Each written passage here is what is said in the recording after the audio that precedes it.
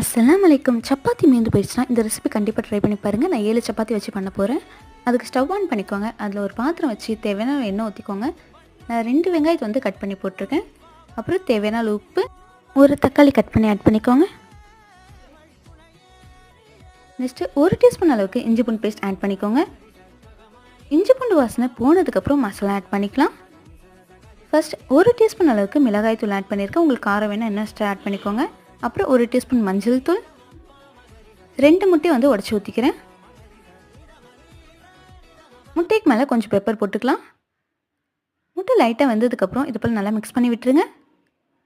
அதுக்கப்புறம் 1/2 டீஸ்பூன் அளவுக்கு soya sauce, 1 teaspoon அளவுக்கு டொமேட்டோ பேஸ்ட் ஆட் பண்ணிக்கோங்க.